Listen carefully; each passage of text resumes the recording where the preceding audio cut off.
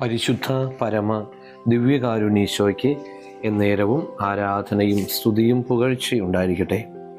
ഇന്ന് ജൂൺ മാസം 11-ാം തീയതി വ്യാഴാഴ്ച. ദിവ്യകാരുണ്യനാഥൻ്റെ തിരുമുമ്പിൽ പുതിയ പ്രഭാതം തന്നതിന് നന്ദി പറഞ്ഞ് പ്രാർത്ഥിക്കാം. ഇന്നത്തെ എല്ലാ പ്രവർത്തനങ്ങളെയും കാഴ്ചവയ്ക്കാം. ഇന്നത്തെ ചിന്തകളെ, പറയുന്ന വാക്കുകളെ, ചെയ്യുന്ന ജോലികളെ, പോകുന്ന സ്ഥലങ്ങളെ, യാത്ര ചെയ്യുന്ന വാഹനങ്ങളെ, ഇന്ന ദിവസം കണ്ടുമുട്ടാൻ പോകുന്ന എല്ലാ വ്യക്തികളെയും സമർപ്പിക്കാം. നാഥൻ്റെ അനുഗ്രഹം കൂടെ ഉണ്ടാകട്ടെ. മർക്കോസ് സുവിശേഷം 3-ാം അധ്യായം 2-ാം തിരുവചനം ധ്യാനിക്കാം.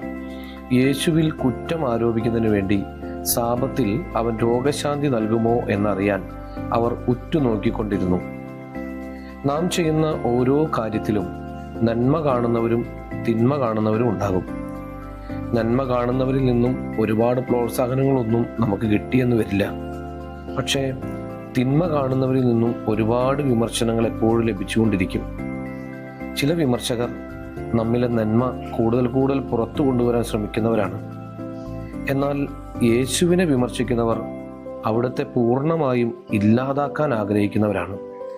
അങ്ങനെയുള്ളവരുടെ ഗ്രൂപ്പിൽ നാം ഒരിക്കലും പെട്ടുപോകാതിരിക്കട്ടെ. കർത്താവെ, എല്ലാവരിലും നന്മ കാണാൻ ഞങ്ങളുടെ കണ്ണുകൾ തുറന്നു തരണമേ എന്ന് പ്രാർത്ഥിക്കുന്നു. എല്ലാവർക്കും നല്ലൊരു ദിവസം ഉണ്ടാകട്ടെ. നമ്മുടെ കർത്താവ് യേശു മിശിഹായുടെ കൃപയും പിതാവായ ദൈവത്തിൻ്റെ സ്നേഹവും പരിശുദ്ധാത്മാവിൻ്റെ സഹവാസവും ഉണ്ടാകട്ടെ, ഇപ്പോഴും എപ്പോഴും എന്നേക്കും. ആമേൻ.